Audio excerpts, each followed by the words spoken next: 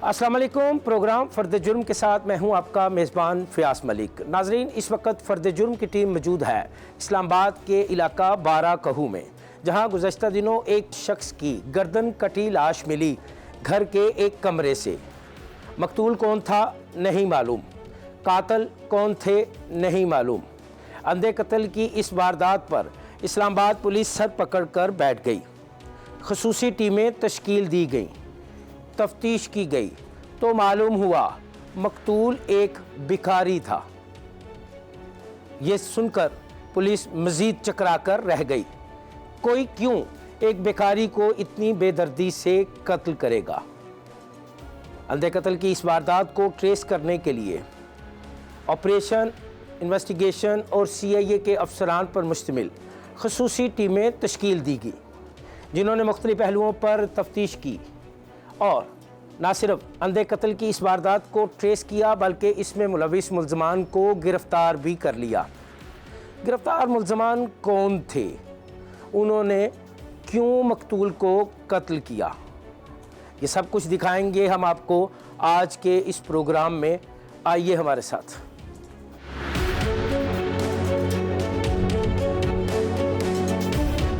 मैं आ गया हूँ पुलिस स्टेशन बारा कहू में, जहाँ हम इस केस को ट्रेस करने वाले तफ्तीशी ऑफिसर से पूछेंगे कि उसने किन पहलुओं पर तफ्तीश की, कैसे किया इस अंधे कत्ल की वारदात में मुलविस मुल्ज़मान को गिरफ़्तार, और दौरान तफ्तीश इन मुल्ज़मान ने क्या क्या इंकशाफात किए।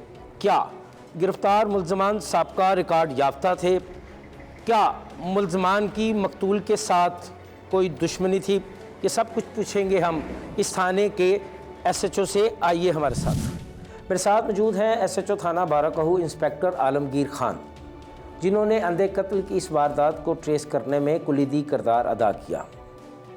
हम उनसे पूछेंगे कि उन्होंने किन पहलुओं पर तफ्तीश की, कैसे मुल्ज़मान को गिरफ़्तार किया और दौरान तफ्तीश मुल्ज़मान ने क्या क्या इंकशाफ किए। आलमगीर, बहुत शुक्रिया, आपने अपना कीमती टाइम दिया। एक अंधे कत्ल की वारदात, एक गला कटी लाश आपके इलाके से मिलती है। मकतूल कौन है नहीं मालूम, कत्ल करने वाले कौन है नहीं मालूम।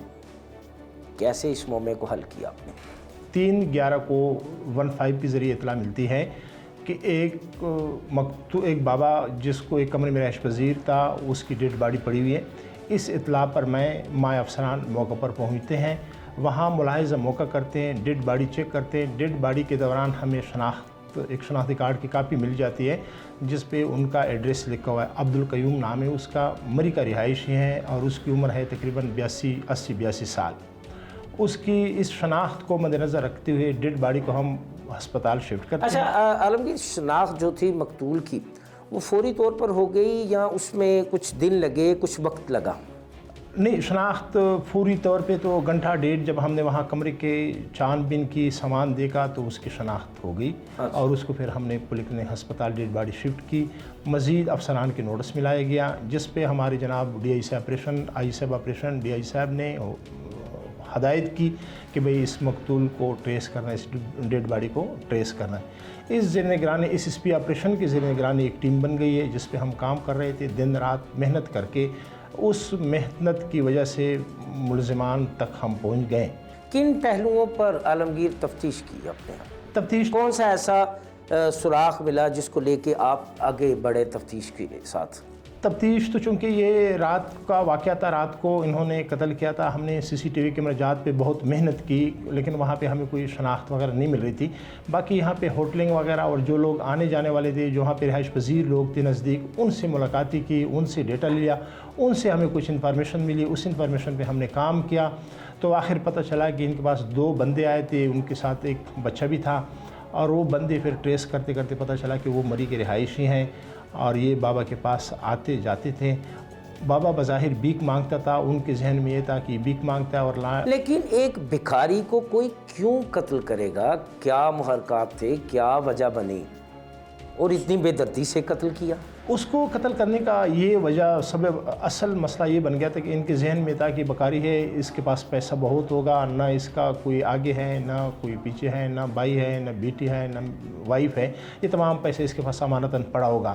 اور انہوں نے وہاں پہ ایک بیگ تھا، اس کو دیکھ کر انہوں نے سمجھا کہ یہ بیگ جو ہے یہ پیسوں کا بھرا ہوا ہوگا، اس بنا پہ اس کو قتل کیا گیا۔ کیسے قتل کیا؟ کوئی منصوبہ بندی کی تھی؟ انہوں نے منصوبہ بندی تو 1-2 دن سے تھی، لیکن اس دن شام کو انہوں نے فائنل کیا۔ رات کو جب ان کے پاس آ گئے تھے تو انہوں نے یہ فائنل کر دیا تھا۔ بابا وہاں پہ بیٹھ کر چائے شائے پی، بابا جب سو گیا تو انہوں نے اس کا گلا کاٹ کر قتل کر دیا۔ اچھا عالمگیر، آپ ان ملزمان تک کیسے پہنچے؟ کون سے ایسا نشان تھا جس پہ چل کے آپ ان تک پہنچے؟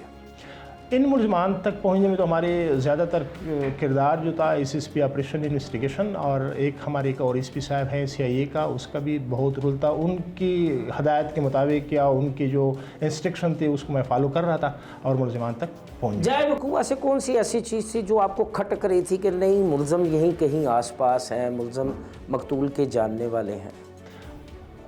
اس کی جائے وقوع سے یہ چیز سامنے آ گئی تھی کہ وہاں پہ رات سے ایک ہوٹل سے پراٹھے وغیرہ لے کر گئے تھے، اور انہوں نے کہا تھا، بابا نے وہاں پہ یہ الفاظ کہے تھے کہ آج میں بہت خوش ہوں، میرے جو اپنے قریبی لوگ تھے وہ میرے پاس آئے ہیں، اور اس کو مد نظر رکھتے ہوئے۔ اچھا، تو کیا یہ ملزمان جو تھے یہ مقتول کے جاننے والے تھے؟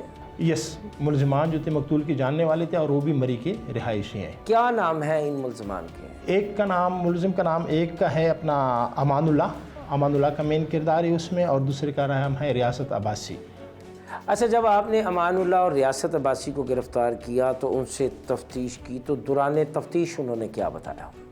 دوران تفتیش تو جب ہم نے ان کو آبزرویشن میں رکھا، اس پہ ہم نے کام کیا، تو جب ہم نے ان کو باقاعدہ طور پہ اریسٹ کیا تو انہوں نے اس بات کو تسلیم کر لیا کہ ہم نے یہ قتل اس وجہ سے کیا تھا کہ ہمیں شک تھا کہ بابا کے پاس پیسے ہوں گے، تو اس بنا پہ ہم نے اس کو قتل کیا۔ کتنے پیسے لوٹے انہوں نے بابا کو قتل کرنے کے؟ بابا کو قتل کرنے میں انہوں نے 94,000 روپے انہوں نے لیے تھے۔ اچھا، 94,000 روپے کی خاطر انہوں نے ایک شخص کو موت کے گھاٹ اتارا۔ اچھا عالمگیر، بتائیے گا کہ کیا یہ ملزمان سابقہ ریکارڈ یافتہ ہیں؟ پہلے بھی کسی جرم میں گرفتار ہوئے ہیں؟ نہیں، یہ سابقہ ریکارڈ یافتہ تو نہیں ہے، پہلے تو کسی جرم میں گرفتار نہیں ہوئے تھے، لیکن ان کا یہ اچانک پلان تھا جو انہوں نے بنا دیا تھا، اور پھر اللہ تعالیٰ نے مہربانی کی، وہ دونوں گرفتار بھی ہو گئے۔ اچھا، گرفتار ملزمان سے تفتیش کا جو عمل ہے وہ کب تک مکمل کریں گے آپ؟ ملزمان چونکہ ابھی جسمانی ریمانڈ پہ ہیں، تفتیش مقدمہ جاری ہے، اور انشاءاللہ اسی دوران ہم مزید بھی ایویڈنس وغیرہ اکٹھے کر رہے ہیں، تمام ایویڈنس کو مد نظر رکھ کر ملزمان کو چالان کریں گے۔ آپ نے باتیں سنی SHO تھانہ بارہ کہو انسپیکٹر عالمگیر کی۔ انہوں نے بتایا اندھے قتل کی اس واردات کو انہوں نے کس طرح ٹریس کیا، کیسے ملزمان کو گرفتار کیا، اور دوران تفتیش ان ملزمان نے کیا کیا انکشافات کیے۔ یہاں سے ہم چلتے ہیں مقتول کے اہل خانہ کی جانب، ان سے پوچھتے ہیں وہ کیا کہتے ہیں، کیا وہ پولیس کی تفتیش سے مطمئن ہیں، کیا انہیں انصاف ملے گا؟ یہ سب کچھ ہم ان سے پوچھیں گے۔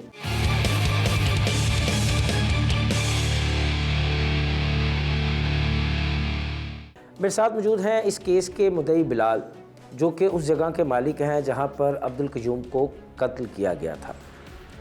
ہم ان سے پوچھیں گے کہ عبدالقیوم کتنے عرصے سے اس کے پاس رہائش پذیر تھا، اور جب اسے قتل کیا گیا تو جائے وقوع کے کیا مناظر تھے۔ بلال، مقتول آپ کے پاس کب سے رہائش؟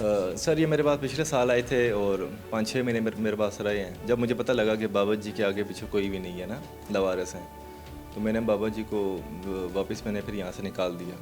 تو بابا جی ہمارے گھر آ جایا کریں، ڈیرے پہ آ جایا کریں، مارکیٹ میں لوگوں کو بولیں کہ یار میں باہر جمعہ بازار ہمارے قریب ہے، میں وہاں پہ بیٹھ رہا ہوتا ہوں، اس پہ پھٹوں پہ سو رہا ہوتا ہوں، رات کو دکانوں کے باہر سو رہا ہوتا ہوں، تو آپ مہربانی کر کے مجھے جگہ دے دیں۔ اچھا، وہ میں نے جگہ ان کو پھر واپس دے دی۔ لوگوں نے ریکویسٹ کافی لوگوں نے کی، پھر مجھے بعد میں ان کا وہ بھتیجا سا ایک لگتا ہے، بھانجا سا ظہیر ہے، اس سے پھر میں نے اس کو بولا کہ یار بابا جی میرے پاس ادھر رہ رہے ہیں۔ میں نے ان کو نکالا اس وجہ سے ہے کہ بابا جی کی عمر غالباً پیرنٹلی تو وہ 90 سال کے لگ رہے ہیں، اور اس کے ID کارڈ پہ 1909 کی پیدائش ہے، شاید 110-15 سال کی ہیں، تو بابا جی کہیں اپنی موت بھی کہیں فوت ہو گئے تو میرے لیے مسئلہ بنے گا۔ اچھا، تو آپ کو جب پتہ چلا کہ بابا جی بھیک مانگتے ہیں تو پھر آپ نے ان کو نکال دیا تھا تو پھر دوبارہ رکھا آپ نے؟ نہیں بھیک مانگنے کی وجہ سے میں نے ان کو نکالا تھا. مجھے جب یہ پتہ لگا کہ بابا جی کے آگے پیچھے کوئی ہے ہی نہیں ہے, بابا جی بالکل آپ نے اکیلے, ہمدردی ان کو اپنے پاس رکھا. ہمدردی میں رکھا ہوا تھا نا. اچھا, جب یہ افسوسناک واقعہ پیش آیا, انتہائی صفاقی بے دردی سے انہیں قتل کر دیا گیا, جی تو آپ موقع پہ گئے تو وہاں کے کیا مناظر تھے؟ سر جب میں موقع پہ گیا تو مجھے تو پہلے مارکیٹ سے ایک دوست کی کال آئی کہ بلال بھی بابا جی کی ڈیتھ ہو گئی ہے. تو میں یہ قریب ہی دھٹال چوک میں تھا, ہم ایک جرگہ چل رہا تھا, اس میں بیٹھے ہوئے تھے. تو میں نے ان کو بولا کہ یار مجھے 20-25 منٹ میں نے ایک شادی پہ جانا ہے, وہاں سے حاضری لگا کے یہ جرگہ ختم کر کے میں 2 منٹ میں آتا ہوں. تو میں نے پوچھا کہ اس کا جو بھانجا ہے ظہیر ادھر ہی ہے؟ کہتے ہیں ہاں جی ادھر ہی. میں نے بولا ظہیر کو بولو کہ اپنی نگرانی میں تدفین وغیرہ کا بندوبست کرو, باقی اخراجات وغیرہ میں کر لوں گا, تو یہ رل مل کے معاملے کو کلیئر کر دیں گے. جب مجھے کال آئی یہاں سے, علی صاحب سے, یہ شاید انسپیکٹر تھے, مجھے ان کا ایگزیکٹلی نہیں پتا, وہ انہوں نے مجھے کال کی, مجھے کہتے ہیں بیٹا آپ آؤ ذرا, مسئلہ ہو گیا سر, بابا جی کی کسی نے مرڈر کر دیا. جب میں موقع پہ گیا تو وہاں پہ بابا جی کی وہ کنڈیشن ایسی تھی کہ دیکھ کے تو پہلے میرا بی پی لو ہو گیا تھا. ظاہر سی بات ہے کبھی ایسی چیزیں ہم نے فیس نہیں کی, دیکھی نہیں ہے. ویسے آنا جانا یا ایسے روڈ ایکسیڈنٹ کی اور بات ہوتی ہے, لیکن ایسی دلخراش واقعہ تھا کہ میرا تو پہلے بی پی لو ہو گیا تھا وہاں پہ. لیکن یہ ہے کہ اس کے بعد پھر لگے رہے ہیں, کوشش کی ہے سب نے, تو الحمدللہ یہ معاملہ کلیئر ہو گیا. عبدالقیوم کا عموماً رویہ کیا تھا؟ لڑتا جھگڑتا تھا لوگوں سے کہ دھیمے مزاج کا, اپنی مستی میں مست؟ بابا جی کی یہ بات تھی نا کہ وہ جس بندے کے ساتھ ان کی گپ شپ ہے ان کے ساتھ تو وہ لگے رہتے تھے, جن کے ساتھ نہیں ہے ان کو اپنے پاس نہیں آنے دیتے تھے. جبکہ میرے پاس اکثر وہ باقی بھی کرایہ دار ہیں, 16-17 دکانیں ہیں میرے پاس, تو اکثر مجھے کال کر کے یہی کہتے تھے کہ یار بابا جی جو ہیں ہمارے ساتھ سخت مزاجی ہے ان کی, اور رویہ ان کا بہت سخت ہے. تو میں نے ایک دفعہ بابا جی کو بولا, بابا جی آپ کے رویے کی وجہ سے میں باقی ساری دکانیں خالی کروا کے آپ کو دے دیتا ہوں, آپ بیٹھے رہیں, تو باقی کو میں خالی کروا دیتا ہوں. مطلب بہت سخت رویہ تھا ان کا. انہوں نے اپنے کے بن کے آگے کر کے بنا ایسے وہ اینٹیں یا بلاکس وغیرہ رکھے ہوتے تھے کہ کوئی بندہ وہاں پہ اس طرف آئے ہی نہ. یہ حال ان کے حالات تھے. اچھا, آپ سمجھتے ہیں کہ وہ جو ملزمان گرفتار ہو گئے ہیں تو کیا پولیس درست تفتیش کر رہی ہے؟ کیا انصاف ملے گا؟ سر تفتیش کا تو میں تو خیر ان چیزوں میں نہیں تھا کہ مجھے نہیں پتا انہوں نے کیا کچھ کیا. آپ مدعی ہیں؟ ہاں مدعی میں ہوں, لیکن اتنا ضرور میں کہوں گا کہ اگر میں 3 دن جاگتا رہوں, کہ میں 3 دن لگاتار سویا ہی نہیں ہوں اس پریشانی کی وجہ سے, ایک ڈپریشن میرے اوپر آ گیا تھا, میں پینک لے گیا تھا. تو میرے ساتھ کے 2-3 بندے ایسے تھے یہاں پہ ملازم جو ہیں کہ وہ بھی نہیں سوئے, بہت زیادہ انہوں نے ورک کیا. ایس پی صاحب, ڈی ایس پی صاحب تو ہمارے اس گلی کے چکر ہی لگاتے رہے, 3-4 دن لگاتار وہ چکر ہی لگاتے رہے. انہوں نے بہت زیادہ محنت کی ہے, اس میں سر کوئی ایسی شک والی بات نہیں ہے. لیکن اب باقی اندر کے معاملات ہیں وہ مجھے نہیں پتہ کہ کیا ہوتے ہیں, ان کے کیا ہوں گے, ان بارے میں مجھے تو کچھ. آپ چاہتے ہیں ملزمان کو ان کے کیے کی سزا ملے؟ سر یہ وہ کہتے ہیں نا کہ ایسے کافر کردار لوگوں کو نا کیفر کردار تک پہنچانا چاہیے, یہ تو میں ضرور چاہوں گا. ایسے لوگوں کو ضرور ان کے کیے کی سزا ملنی چاہیے. بلال جس نے خدا ترسی کا مظاہرہ کیا, ایک عمر رسیدہ شخص کو اپنے پاس رکھا, اس کی ضروریات زندگی کا خیال بھی رکھتا تھا بلال. مقتول کی تدفین کے تمام تر اخراجات بھی اس نوجوان نے جو ہے وہ اپنی جیب سے ادا کیے, اور اس کیس کا مدعی بھی خود بنا. صرف ایک مطالبہ ہے اس کا کہ ایسے شفاق ملزمان کو اس کے کیے کی سزا ضرور ملنی چاہیے.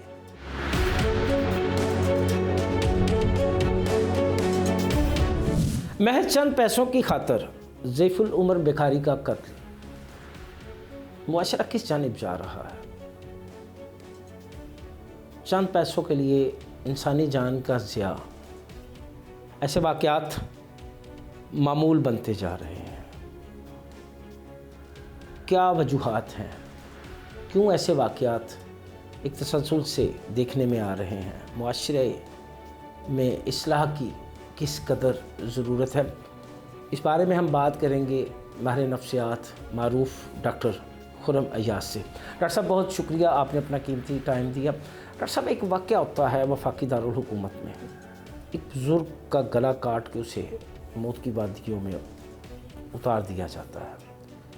بزرگ کی عمر راؤنڈ 90 کے قریب ہے, بھکاری ہے, خود مانگ تانگ کے گزارا کرتا ہے.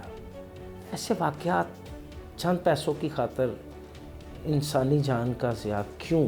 کیا وجہ ہے؟ کیوں ایسے واقعات ایک تسلسل سے سامنے آ رہے ہیں؟ بسم اللہ الرحمن الرحیم. یہ واقعات کوئی پہلا نہیں اور نہ آخری ہوگا, اور جب تک یہ دنیا چلے گی یہ واقعات ہوتے رہیں گے. آپ واقعات کو کم کر سکتے ہیں, ان کو کنٹرول کرنے کے لیے اپنا فیبرک بہتر کر سکتے ہیں, اور یہ فیبرک تبھی بہتر ہوگا جب ہم تھرو آؤٹ ایک پروسیس میں سے گزریں گے. آج نفسا نفسی کا دور ہے اور ہر بندہ یہ چاہتا ہے کہ میں پیسہ کما لوں. اس کے لیے یہ فرق ختم ہو گیا ہے کہ میں نے حرام کمانا ہے یا حلال کمانا ہے. آج کوئی بھی بندہ کسی بھی سیگمنٹ میں ہے اور وہ کام کر رہا ہے, اس کے لیے جو فرسٹ پریورٹی ہے وہ یہی ہے کہ میں نے پیسہ کماؤں اور جس مرضی وے میں کماؤں. یہ جو دل آنے والے واقعات تو اب تو کہتے ہوئے بھی دل نہیں دہلتا. اس کی وجہ یہ کہ اتنے توسط اور اتنے تواتر سے ہو رہے ہیں. کوئی باپ بیٹے کو قتل کرتا ہے, کوئی بندہ اپنی بیوی کو قتل کر دیتا ہے, وہ سالی اپنے دیور کو قتل کر دیتی ہے, اور جیسے بزرگ کا واقعہ ہے یہ بھی عزیزوں کے ہاتھوں ہی, اپنے قریبی رشتہ داروں کے ہاتھوں قتل ہوا ہے. جی. تو اس میں ہمارے میں سب سے پہلے جو پرابلم ہے وہ ہے برداشت ختم ہو گئی ہوئی ہے. ہم کسی کو گرو کرتے نہیں دیکھ سکتے, پہلی چیز تو یہ ہے, اور وہی آپ کو لیڈ کرتی ہے ٹو ورڈز کسی بھی غلط ایکٹیویٹی میں انوالو ہونے کے لیے. اب یہ جو بزرگ ہیں 90 سال جن کی عمر ہے, اور آپ بتاتے ہیں, اور میں نے بھی اس کو پڑھا اور دیکھا تو میں بڑا حیران ہوا. ایک 90 سال جو بابا ہے یا ایک بزرگ ہیں ہمارے لیے, تو کیا انہوں نے کر دینا تھا کسی کا, یا کیا ان سے کسی کو تکلیف ہونی تھی؟ پیسوں کے لیے برابری, آپ کو اپنی خواہشات پوری کرنی ہے, آپ نے اپنا جیب خرچ پورا کرنا ہے. یہ تو بڑا لیول ہے کہ 90 ایئرز کے بندے کو اس طرح قتل کر دیا گیا. چھوٹی چیزیں ہیں جو آج کل ہماری بچیاں, جو ہماری بیٹیاں ہی کہیں گے, ظاہری بات ہے ہم سے بہت چھوٹی ہیں, جو کالج میں ہیں, جو چھوٹے علاقوں سے آئی ہیں, اور ان کے لیے بھی یہ چیز ختم ہو گئی ہے کہ ہم نے حلال اور حرام کا فرق کیا ہے. گھر میں ان کے معاملات اور تھے, جب وہ آتی ہیں تو وہ دیکھتی ہیں کہ اچھا فون, اچھی گاڑی, وہ لڑکا آتا ہے اور اس کو پک کر کے لے جاتا ہے, ایک پارٹیز ہو رہی ہیں. جب آپ ان چیزوں کو دیکھتے ہیں تو آپ کے ذہن میں کہیں نہ کہیں یہ ضرور چیزیں آتی ہیں کہ میں نے بھی ان کو عمل کرنا ہے. اس کے لیے کل کو وہ کسی کا گلا کاٹیں, وہ اپنا جسم بیچیں, یا انفیئر مین سے وہ کسی قسم کی اسمگلنگ میں انوالو ہوں, یا کسی غلط تنظیم کا حصہ بنیں, یا ڈرگز میں وہ معاونت کریں. ان کے لیے سب سے پہلے یہ چیز ہے کہ اس کے پاس یہ چیز ہے تو میرے پاس بھی یہ چیز ہونی چاہیے. یہ جو ریس لگ گئی ہے نا فیاض صاحب, یہ ریس ختم نہیں ہونے والی. کیسے, کس طرح ہم ایسے واقعات کو کم کر سکتے ہیں؟ اب ماہر نفسیات ہیں, معاشرے کی نفس پہ آپ کا ہاتھ ہے, کیا سمجھتے ہیں بحیثیت معاشرہ ہمیں کیا کرنا چاہیے؟ سب سے پہلی بات یہ کہ جب ہم, ویسے تو ہم کہتے ہیں جی جو ماں ہے وہ تو درس کا ہے, اور ماں سے یقینی طور پہ ہم جو سیکھتے ہیں, آج آپ اور جس عمر میں ہیں, ہمارے ذہن میں آج بھی وہ نقش موجود ہیں جو ہماری ماں نے, جو ہمارے کانوں میں واضح گئیں جب ہم 2 سال کے, 5 سال کے, 10 سال کے تھے, اور جو ہمیں تربیت دی گئی آج بھی ہم اس پہ عمل کرتے ہیں. تو سب سے پہلے یہ معاشرہ تبھی بدلے گا جب عورت آپ کی پڑھی لکھی ہوگی, کیونکہ عورت کے گود میں سے جو بچہ نکلے گا اس نے معاشرے کا حصہ بننا ہے. یہ ایک بڑا فیکٹ ہے. آپ اپنی اولاد کو نیک کریں, اس کی تربیت, میں نہیں کہتا کہ آپ اس لیول پہ لے جائیں کہ یہ, لیکن بیسک نارمز جب تک آپ معاشرے میں پنپے گی نہیں, تب تک ایک اچھا اور ہیلدی معاشرہ نہیں بنے گا. ہم اس کو اس طرح بھی اوور کم کر سکتے ہیں کہ جب ہم اسکول میں جاتے ہیں, ہم کالج میں جاتے ہیں, ہم یونیورسٹیز میں جاتے ہیں, وہاں پہ سب سے پہلی بات ہے کہ اخلاقیات کے اوپر درس ہی نہیں دیا جاتا. ایک یہ بھی چیزیں پچھلے دنوں میں آتی رہیں کہ ہمارے لیے نو ڈاؤٹ نبی کریم صلی اللہ علیہ وسلم کی جو ذات ہے وہ ایک بہترین نمونہ ہے. آپ صرف نبی کریم صلی اللہ علیہ وسلم کی ذات کا مطالعہ شروع کر دیں, جو میں نے پڑھا اور میں نے آبزرو کیا کہ میں نے اپنی دنیا داری کو کیسے چلانا ہے, میں نے اپنے والدین کے ساتھ کیا سلوک کرنا ہے, میں نے اپنے بہن بھائیوں کے ساتھ کیا سلوک کرنا ہے, میں نے معاشرے میں کیسے اپنے آپ کو سروائیو کرنا ہے. اور اس میں ہر جب میں ذات کو اٹھا کے دیکھوں تو میرے لیے میرے نبی کریم صلی اللہ علیہ وسلم کی جو ذات ہے وہ ایک نمونہ ہے, اس میں کوئی شک نہیں. اور ہمارے لیے یہ بڑے فخر کی بات ہوگی کہ ہم ان کی اطاعت میں کوئی بھی چیز کو تھرو کر لیں. اب صرف پرابلم یہ ہے کہ ہمارے اخلاقیات کی کمی اور ان چیزوں کے فقدان کی وجہ سے ہم چیزوں کو اس طرح کیٹر نہیں کر پا رہے. اور نہ کیٹر کرنے کی وجہ یہی ہے کہ ہم جب کریکٹر بلڈنگ کریں گے تو ہمارا ایک ہیلدی معاشرہ ہوگا. کس طرح ہم خود کو بہتر کر سکتے ہیں؟ کون سے ایسے اقدامات ہیں, کون سی ایسی اصلاحات ہیں جن کو اگر ہم نافذ کریں اپنے اوپر, معاشرے کے اوپر, اپنے ارد گرد کے عزیز و اقارب کے اوپر, تو ہم بہتری کی جانب جا سکتے ہیں؟ سر سب سے پہلے تو ماں کی گود, اس کے بعد آپ کے بہن بھائیوں کا آپ کے ساتھ رویہ, اور اس کے بعد اس استاد کی یا اس استانی کی ذمہ داری جب آپ اسکول میں جاتے ہیں. آپ آج ہمارے دیکھ لیں ہماری بگڑنے کی زیادہ وجہ کیا ہے کہ 2.5 سال کے بچے کو ہم اسکول میں بھیج دیتے ہیں جب بیچارے کو بولنا بھی نہیں آتا. انگلینڈ، امریکہ، جاپان، ان سب ملکوں کی ہم باتیں کرتے ہیں تو ہم اپنا رول ماڈل ویسے کیوں نہیں بنا لیتے؟ آج وہ قومیں اخلاقی پستی سے بہت دور ہیں، جھوٹ سے بہت دور ہیں. جھوٹ کو قتل کے برابر سمجھا جاتا ہے کہ جھوٹ بولنے کا مطلب ہے، اور میرے اللہ کا بھی ہے کہ جس نے جھوٹ بولا اس نے ظلم کیا.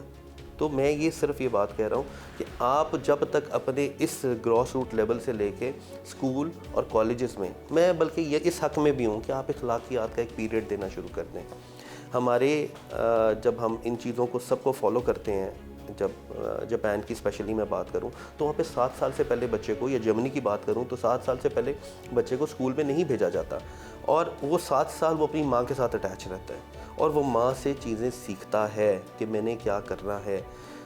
آپ جب چیزوں کی اخلاقیات کو سمجھیں گے، چیزوں کی اخلاقیات کو سمجھ کے جب آپ ان پہ عمل کریں گے تبھی آپ ان چیزوں سے نکل سکتے ہیں. اچھا ڈاکٹر اور صاحب، اس میں کیا وجہ ہے کیوں قتل و غارت کے واقعات جو ہیں ان میں اضافہ ہو رہا ہے؟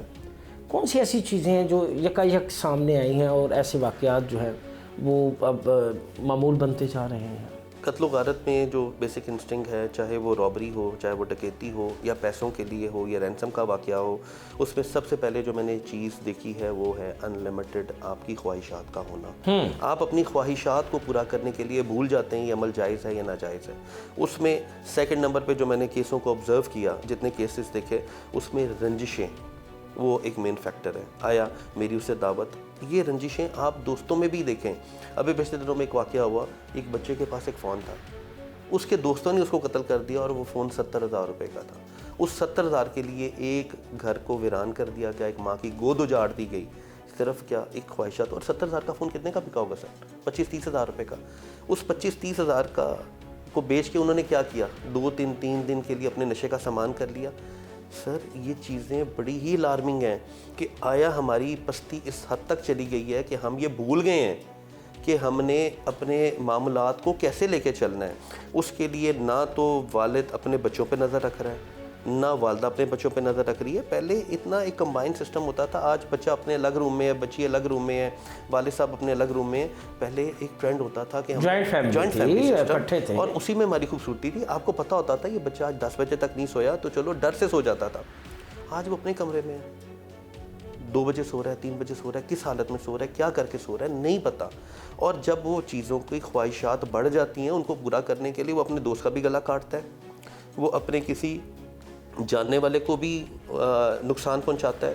اس کے لیے اگر اس کی دوستوں کی کمپنی ایسی ہو جائے تو وہ اس کو پتہ ہے فلموں کے سین دیکھو، ڈکیتی کرو، یہ کرو، بینک رابری بڑی آسان ہے، کچھ نہیں ہوتا، ایک دفعہ ہمت کرنی پڑتی ہے. تو ان چیزوں پہ آپ دیکھیں کتنے اچھے خاندانوں کے چشم و چراغ اس کام پہ آ گئے ہیں جن کے پاس پیسوں کا کوئی ایشو نہیں ہے. ان کو کس چیز کا ایشو ہے؟ توجہ کا ایشو. ان کو کس چیز کا ایشو؟ ان کو پراپرلی ان کی ٹیک کیئر نہیں کی جا رہی. وہ اپنی غلط کمپنی میں انوالو ہے. اور اس میں جو بہت بڑی انوالومنٹ ہے، جب میں نے دیکھا ان کیسز کو اٹھا کے تو اس میں آپ کے جو ملازمین ہیں وہ بہت بیڈلی انوالو ہیں. میں نے ایسے ریلیشن شپس دیکھے فیاض صاحب کہ لڑکی، چھوٹی لڑکیاں 18-19 سال، 15 سال، 14 سال، وہ اپنے ملازمین کے ساتھ انوالو ہیں. اچھا کیا کہیں گے بحیثیت ماہر نفسیات معاشرے کو کہ کس طرح وہ خود کو ایسے گھنونے اقدامات سے بچائے؟ میں بات بڑی عجیب لگے گی لیکن یہ جو جوائنٹ فیملی سسٹم اس کا بہترین حل تھا. لیکن چونکہ اب سیگمنٹ اور چیزیں چینج ہو رہی ہیں تو لیکن ایٹ لیسٹ میں یہ ضرور کہوں گا کہ آپ اپنی فیملی کے ساتھ ٹائم سپینڈ کریں. ٹائم سپینڈ کرنا اس طرح ہی ضروری ہے جیسے میرے لیے سانس لینا. آپ 2-3 گھنٹے اپنی فیملی کے ساتھ ملیں، ان کے ساتھ رہیں. کوشش کریں کہ رات کا کھانا ایٹ لیسٹ جو کاروباری حضرات ہیں، جو جابینز ہیں، وہ کم از کم کھانا تو ہم اکٹھے کھا سکتے ہیں نا. اس میں جب آپ بیٹھیں گے تو آپ ان سے ڈسکس کریں کہ اور بیٹا کیا کیا، اور بیٹی آج کل کیا کیا، اچھا کیسا رہا آج کا دن، کیسا رہا. یہ وہ ہیلتھی ایکٹیویٹی ہے جس میں آپ کی اولاد کے ساتھ انٹریکشن ہوگا. جب آپ کا انٹریکشن ہوگا تو آپ کو بھی پتہ ہوگا. بچے یا بچیاں اپنی بات کو ڈسکس کرتے ہوئے ڈرتی ہیں اپنے والدین سے، اس لیے کہ وہ سمجھتے ہیں کہ یہ باپ نہیں ہے یا ماں نہیں ہے، جلاد ہے، خاص طور پہ باپ سے. اس کی وجہ یہ ہے کہ ماں نے بچپن سے نفسیاتی طور پہ وہ ڈر ڈال دیا ہے، یہ کام نہ کیا میں تمہارے باپ کو بتاؤں گی. حالانکہ باپ سے شفیق ہستی میں نے اس دنیا میں نہیں دیکھی، لیکن ماں نے صرف اپنی چیزوں کو آسان کرنے کے لیے باپ کا ڈر اتنا ڈال دیا ہے کہ آج کو وہ بچہ چاہے وہ 10 سال کا چاہے 15 سال کا، اس کی ایک جھجک پیدا ہو گئی ہے، بیٹی کی ایک جھجک پیدا ہو گئی ہے، وہ اپنے باپ سے وہ چیزیں ڈسکس ہی نہیں کر پاتی، حالانکہ ایک بچی کے لیے جو اس کا باپ ہوتا ہے اس کا پہلا ہیرو ہوتا ہے۔ لیکن یہ چیزیں کب سالو ہوں گی، یہ کب کنسول ہوں گی؟ وہ تبھی ہوں گی جب آپ ایک دوسرے کے ساتھ لائزون کریں گے، آپ ایک دوسرے کے ساتھ چیزوں کو ڈسکس کریں گے۔ ڈسکس کرنے سے ہی اور ایک دوسرے کے ساتھ چلنے سے اور ایک دوسرے کی پرابلم کو سمجھنے سے ہی یہ معاشرہ بہتر ہو سکتا ہے۔ باتیں سنی آپ نے ماہر نفسیات ڈاکٹر خرم ایاز کی۔ ان کا کہنا ہے کہ ایسے واقعات کا تسلسل معاشرے کے لیے لمحہ فکریہ ہے، اور ایسے واقعات کی روک تھام کے لیے ہم سب کو عملی طور پر آگے آنا ہوگا۔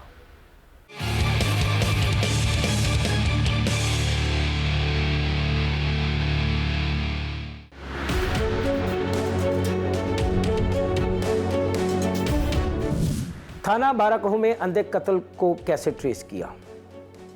تفتیش کا عمل کب تک مکمل ہوگا؟ اسلام آباد میں اندھے قتلوں کی شرح کیا ہے، اور ان مقدمات کی ٹریسنگ میں پولیس کو کس حد تک کامیابی ہوئی ہے؟ اور بھی بہت سے سوالات جن کے لیے ہمیں جوائن کیا ہے ایس ایس پی اسلام آباد ارسلان شاہ زیب نے۔ ارسلان، بہت شکریہ، آپ نے اپنا قیمتی ٹائم دیا۔ سب سے پہلے ہم آپ سے بات کریں گے بارہ کہو میں ایک عمر رسیدہ شخص کے اندھے قتل کی واردات۔ بھکاری تھا، پیسوں کے لالچ میں اسے قتل کر دیا گیا۔ کیسے قاتلوں کو ٹریس کیا؟ کن پہلوؤں پر تفتیش کی؟ کیونکہ یہ تفتیشی ٹیمیں آپ کی سپرویژن میں کام کر رہی تھیں۔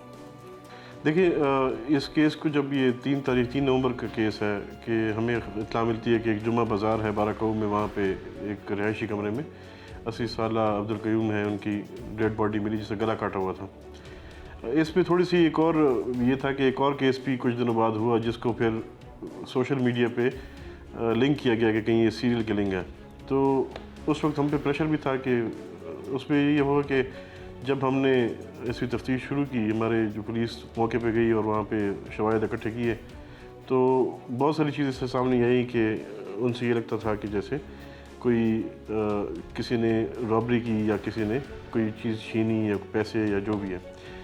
اس پہ چلتے چلتے یہ ہوا کہ پھر اس میں ہماری جو مختلف ہیومن انٹیلیجنس اور ٹریڈیشنل پولیسنگ جو ہماری ہوتی ہے، اس کے علاوہ ٹیکنیکل سرویلنس بھی ہے، ڈیجیٹل سرویلنس بھی ہے، وہ ساری چیزیں ملا کے ایز اے ہول ایک ملٹی پرانگڈ۔ یہ ابتدا میں تو یہ قتل کی اندھی واردات تھی، اندھا قتل تھا نا، پھر اس کو آنکھیں کیسے ملی؟ تفتیش ہے، تفتیش چونکہ ملٹی پرانگڈ ہوتی ہے، چاروں طرف 360 ڈگری پہ یہ چلتی ہے۔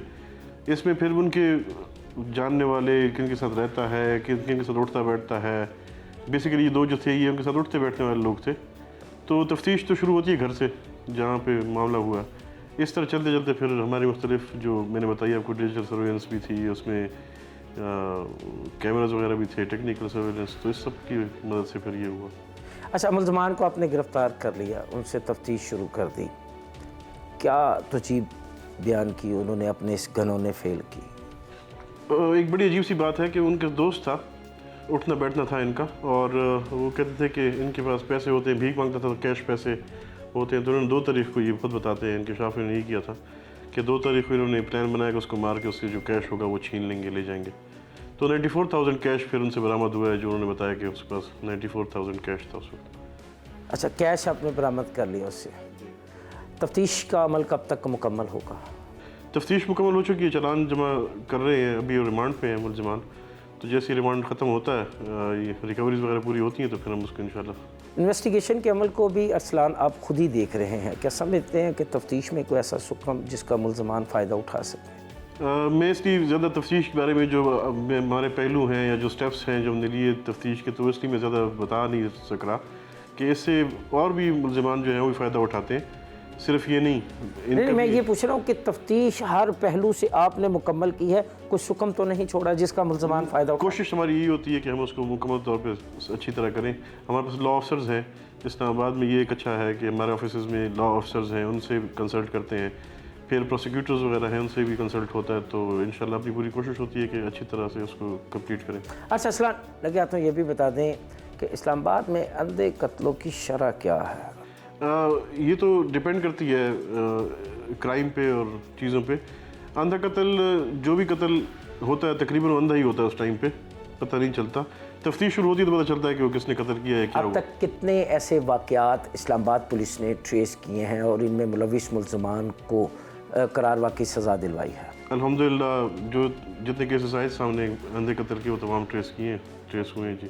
ابھی ایک قتل پینڈنگ ہے ہمارا، وہی جو بتایا تھا جو لنکڈ ہے وہ ایک رہتا ہے، باقی سارے تمام الحمدللہ کر لیے. اچھا، اسلام آباد میں سنگین اور عام نوعیت کے جرائم کو روکنا بحیثیت SSP آپ کی ذمہ داری ہے. کیا حکمت عملی ترتیب دے رکھی ہے آپ نے؟ اس میں جی مختلف ہم پریونشن کی طرف جاتے ہیں، مختلف کام ہیں. ایک اسلام آباد کے ہمارے کوئی پرماننٹ ناکہ جات ہیں جو ہمارے انٹری پوائنٹس پہ لگے ہوئے ہیں، تقریباً 30 ناکہ جات وہ ہیں جو بھی اسلام آباد میں انٹری ہوتی ہے وہاں سے گزر کے آتے ہیں. اس کے علاوہ ہمارے پاس ڈالفن فورس ہے، وہ 24 گھنٹے جو ہے ہماری گشت چلتی رہتی ہے. تھانہ کی گشت الگ ہوتی ہے. ہماری کچھ ٹیمز ایسی ہیں جو ناکہ جات لگاتی ہیں، سنیپ چیکنگ کرتی ہیں، مختلف جگہوں پہ سرپرائز چیکنگ ہوتی ہے. اس وجہ سے مجرم کو جو ہے تھوڑا سا ڈر خوف ہوتا ہے کہ وہ آزادی سے گھوم نہیں سکتا. ابھی کچھ دنوں پہلے کوئی سینسیشنل کرائمز ہوئے تھے، وہ الحمدللہ 3-4 کرائمز تھے اور سارے ہم نے ٹریس کر لیے، اور کوشش پوری ہے انشاءاللہ کرائم نیچے ہو اور اسلام آباد کے لوگ آزادی کے سانس لے سکیں.